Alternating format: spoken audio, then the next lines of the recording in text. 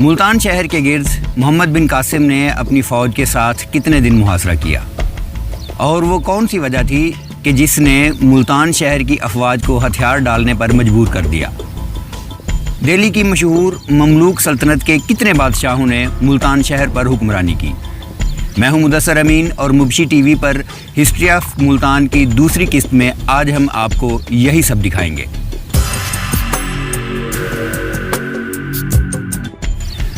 محمد بن قاسم سن 712 عیسوی میں سندھ کو فتح کرنے کے بعد ملتان تک آ پہنچا۔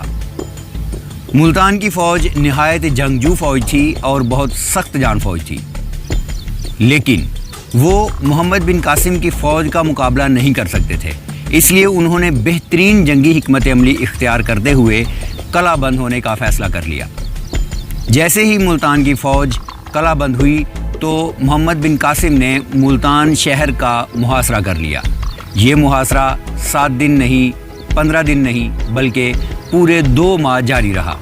ان 2 ماہ کے دوران محمد بن قاسم کی فوج خوراک کی کمی کا شکار ہو گئی، لیکن جو محصور فوج تھی اس کے لیے کسی بھی قسم کی کوئی مشکل پیش نہیں آ رہی تھی۔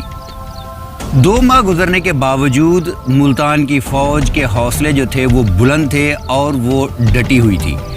قریب تھا کہ محمد بن قاسم کی فوج میں بغاوت پیدا ہو جاتی یا وہ اپنے حوصلے ہار دیتی، اور 2 ماہ کے محاصرے کے بعد جب خوراک خطرناک حد تک کم ہو گئی تو فوج محاصرہ توڑنے پر غور کرنے لگی۔ قریب تھا کہ یہ محاصرہ ختم ہو جاتا اور محمد بن قاسم اپنی فوج کو لے کر کسی اور شہر کا رخ کرتا کہ اچانک ایک نامعلوم شخص محمد بن قاسم کی خدمت میں حاضر ہوا اور اس نے بتایا کہ ملتان قلعہ کے قریب سے ایک صاف اور میٹھے پانی کی نہر گزرتی ہے۔ اہل قلعہ اس نہر سے اپنی ضروریات زندگی کو پورا کرتے ہیں۔ کسی طریقے سے اگر اس نہر کا پانی قلعہ کی جانب سے موڑ دیا جائے تو کچھ بات بن سکتی ہے۔ چنانچہ محمد بن قاسم نے اپنی فوج کے ساتھ اس نہر کا رخ قلعہ کی جانب سے موڑ دیا۔ نہر کا رخ قلعہ کی جانب سے مڑنے کی دیر تھی کہ 15 دن کے اندر اندر محصور فوج نے ہتھیار ڈال دیے اور قلعہ کی چابیاں محمد بن قاسم کے حوالے کر دی۔ اس طرح محمد بن قاسم ایک فاتح کی حیثیت میں ملتان شہر کے اندر داخل ہوا۔ شہر کے اندر داخل ہونے کے بعد محمد بن قاسم نے تمام مذاہب کو آزادی کے ساتھ اپنی عبادات کرنے کی اجازت دی اور کسی بھی باشندے پر کسی بھی قسم کا کوئی ظلم و ستم نہ کیا۔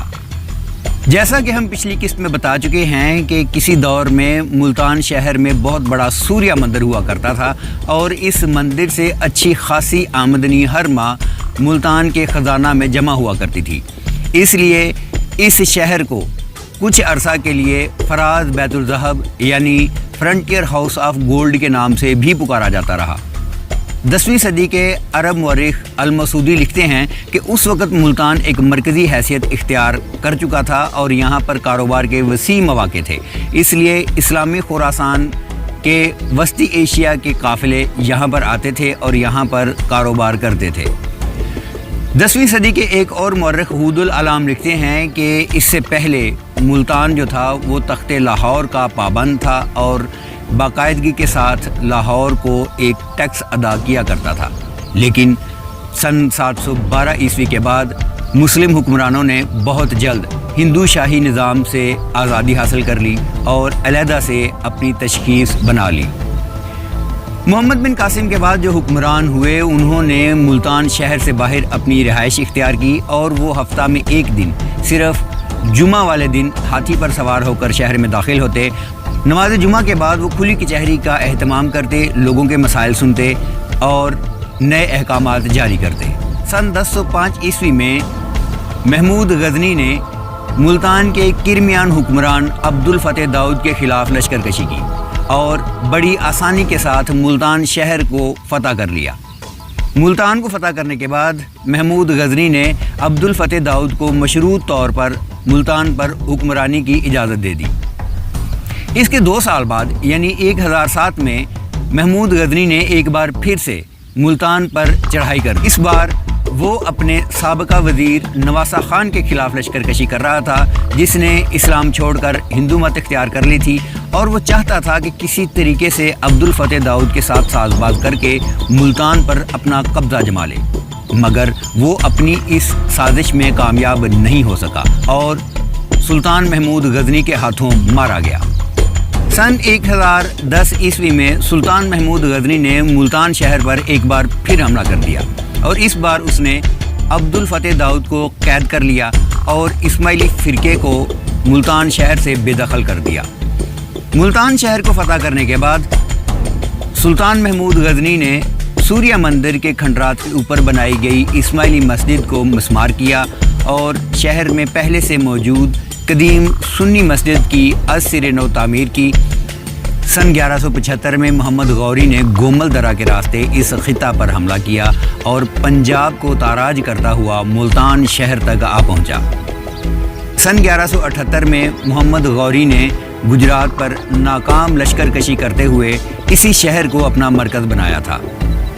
گجرات کی جنگ میں شکست کو دیکھتے ہوئے اسماعیلی فرقے نے ایک بار پھر سے سر اٹھا دیا اور انہوں نے غوری سلطنت کے خلاف بغاوت کر دی، جس کو ظاہر ہے بری طرح سے کچل دیا گیا اور ملتان کو غوری سلطنت کا ایک شہر بنا دیا گیا۔ محمد غوری نے اس فیصلہ کن جنگ میں اسماعیلیوں کا ملتان سے مکمل طور پر خاتمہ کر دیا اور یہ خیال رکھا کہ اسماعیلی فرقے کی کوئی بھی باقیات اس شہر میں باقی نہ رہے۔ محمد غوری کے بعد مملوک سلطنت کے پہلے سلطان قطب الدین ایبک نے ملتان شہر کو مملوک سلطنت کا ایک حصہ بنا دیا۔ سن 1210 عیسوی میں قطب الدین ایبک کی موت کے بعد یہ شہر ناصر الدین قباچہ کے زیر کنٹرول آ گیا۔ یہ وہی ناصر الدین قباچہ ہے جس نے سن 1222 عیسوی میں خوارزمین سلطنت کے سلطان جلال الدین منگبرونو کا کامیابی سے مقابلہ کیا تھا اور اس کی افواج کو پسپا ہونے پر مجبور کر دیا تھا۔